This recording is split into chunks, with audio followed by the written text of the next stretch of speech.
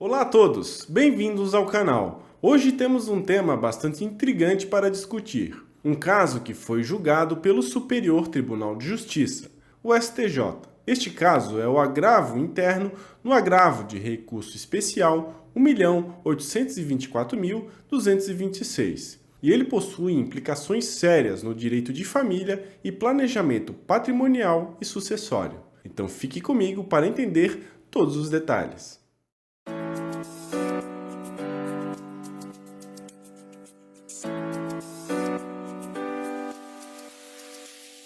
Começaremos apresentando o caso. Estamos falando de um prêmio de loteria no valor de 28 milhões de reais. Ele foi conquistado por uma mulher enquanto casada sob o regime de separação obrigatória de bens.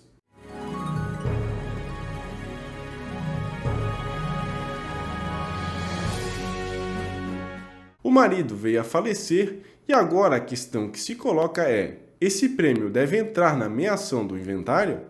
Esse caso já passou pelo Tribunal de Justiça de São Paulo, onde foi decidido que a questão deveria ser tratada em uma ação própria, e não na ação de inventário, porque havia uma discussão sobre quem fez a aposta. Mas o STJ teve uma visão diferente, como veremos na sequência. O ministro relator Antônio Carlos Ferreira se manifestou monocraticamente, indicando que, mesmo sob o regime de separação obrigatória de bens, o prêmio de loteria deve ser considerado bem comum do casal. Ele se baseou tanto no artigo 271, inciso 2º do Código Civil de 1916, quanto no artigo 1660, inciso 2º do Código Civil de 2002. Este caso é significativo por várias razões. Primeiramente, ele aborda a complexa interação entre sorte, casamento e patrimônio, um tema ainda pouco explorado na jurisprudência. Em segundo lugar, ele pode estabelecer um precedente jurídico importante, que influenciará não apenas casos futuros semelhantes, mas também estratégias de planejamento patrimonial e sucessório.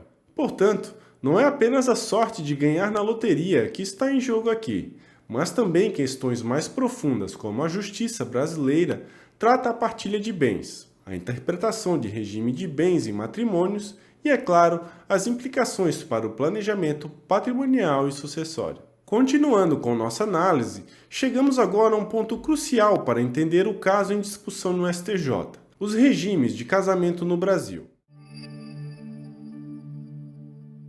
O regime de casamento não é apenas um acordo entre duas pessoas. Ele é uma escolha que tem implicações jurídicas significativas e que é frequentemente interpretada de formas distintas pelos tribunais. A título de contextualização, temos 4 regimes de casamento principais no Brasil. Temos a comunhão parcial de bens, a comunhão universal, a participação final nos aquestos e o que interessa hoje, a separação de bens. Cada um tem suas peculiaridades e modos de afetar a distribuição patrimonial em um divórcio ou falecimento.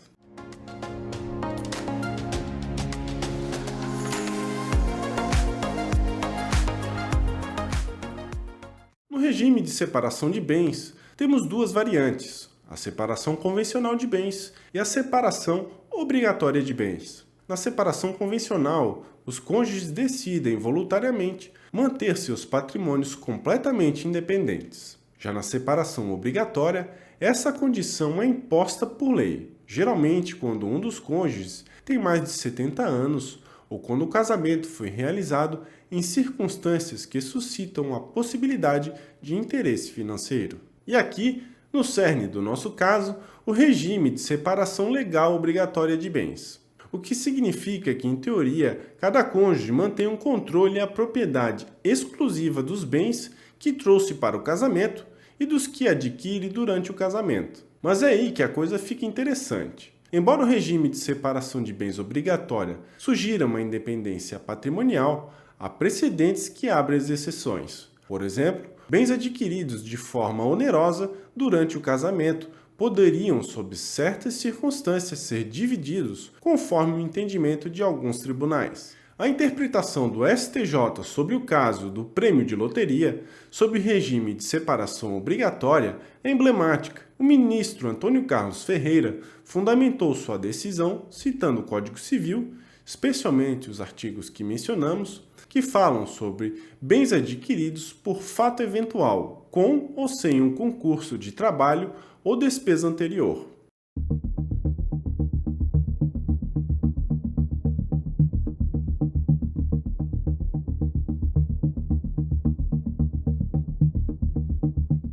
Esta é uma quebra de paradigma importante. Se a decisão do STJ for mantida, estamos falando de uma reinterpretação do regime de separação obrigatória de bens, uma que pode afetar não apenas a distribuição de prêmios de loteria, mas também de outros bens adquiridos por fato eventual. Portanto, fico alerta para quem atua na área ou está pensando em um planejamento patrimonial. A escolha do regime de casamento não é uma decisão a ser tomada de ânimo leve. Cada regime tem suas nuances e o judiciário tem demonstrado uma disposição cada vez maior para interpretar essas regras à luz das circunstâncias específicas do caso. Agora que já compreendemos os regimes de casamento e as particularidades do caso atual em julgamento pelo STJ, é o momento de entender como o judiciário tem abordado casos semelhantes. Afinal, a jurisprudência é o termômetro poderoso para antecipar suas decisões jurídicas. Vamos começar analisando uma decisão do Tribunal de Justiça da Bahia, que envolveu a partilha de bens em um regime de separação obrigatória de bens. Nesse caso, foi reconhecida uma união estável pós-morte, com o de cujos tendo 70 anos à época do reconhecimento. A decisão foi bastante clara. Para a partilha de bens em regime de separação obrigatória, é necessário demonstrar o esforço comum. Sem isso, a meação é impossível. É interessante notar que, nesse caso, um bem adquirido por uso capião, a fazenda Gado Velhaco, foi classificada como um fato eventual, excluindo assim da meação. Essa é uma interpretação alinhada com o que o Código Civil de 2002 prescreve, especialmente o artigo 1660, inciso 2º do Código. Observamos que a jurisprudência tem evoluído no sentido de conferir mais especificidade e rigor ao conceito de fato eventual, o que faz sentido, dada a complexidade crescente das relações patrimoniais contemporâneas. O que isso nos diz sobre o caso atual em julgamento pelo STJ? Bom, o tribunal tem uma história de interpretações consistentes quanto à necessidade de esforço comum para a partilha de bens em regime de separação obrigatória. A decisão do Tribunal de Justiça da Bahia, que acabamos de discutir, está alinhada com essa visão. No entanto, o STJ tem o poder e prerrogativa de promover reinterpretações e evoluções jurisprudenciais. No caso do prêmio de loteria, por exemplo, estamos observando uma possível quebra de paradigma, onde um bem adquirido por fato eventual pode, em certas circunstâncias, ser considerado bem comum.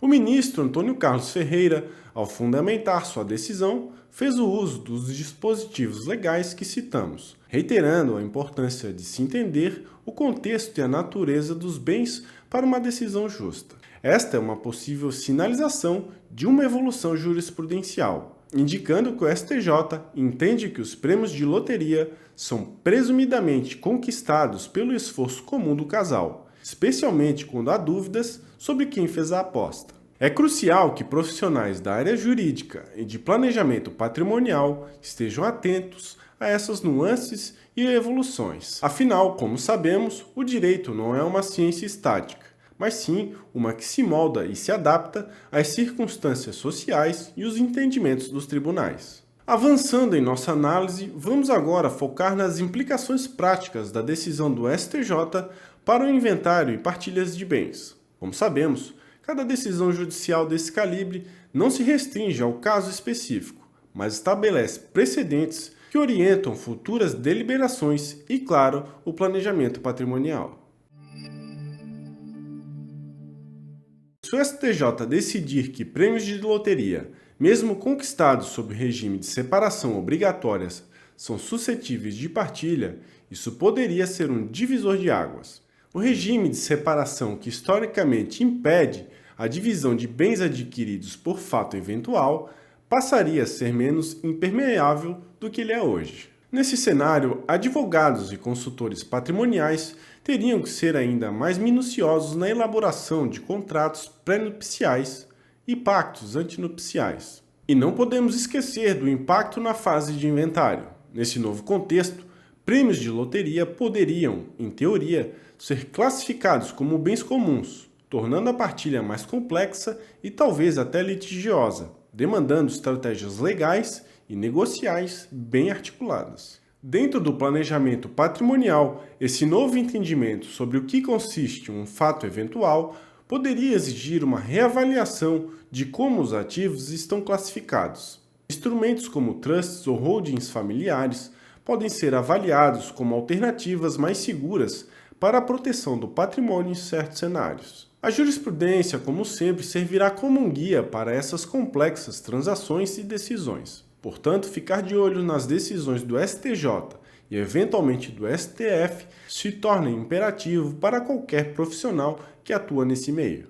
Em resumo, a decisão do STJ sobre a partilha de prêmios de loteria em regime de separação obrigatória de bens tem o potencial de reconfigurar, ao menos em parte, nossas concepções tradicionais sobre propriedade, posse e partilha nessa modalidade de regime de bens. Se o STJ optar por uma interpretação que torne partilháveis os prêmios de loteria nos regimes de separação obrigatórias de bens, isso poderá exigir uma revisão de mecanismos tradicionais de proteção patrimonial. Afinal, não estaremos mais lidando com a mesma previsibilidade que a legislação proporcionava. Nesse novo contexto, uma abordagem possível para mitigar riscos seria a utilização mais frequente de instrumentos jurídicos como trusts e holdings familiares. Estes veículos poderiam isolar determinados ativos, como prêmios de loteria, de eventuais processos de partilha.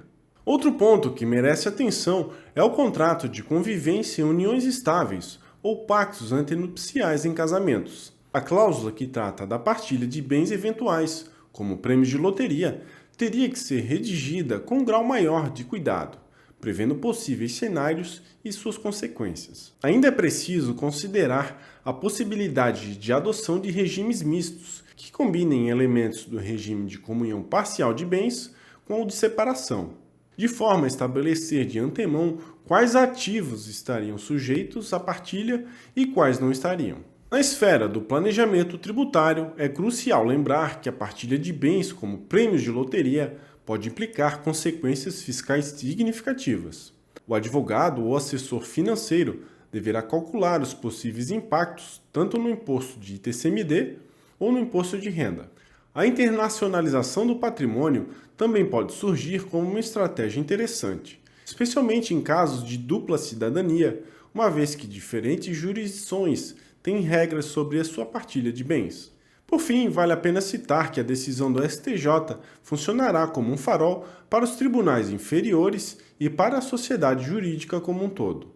É um novo paradigma que não só reforça a necessidade de atualização constante, mas também a importância de multidisciplinariedade na prática jurídica contemporânea.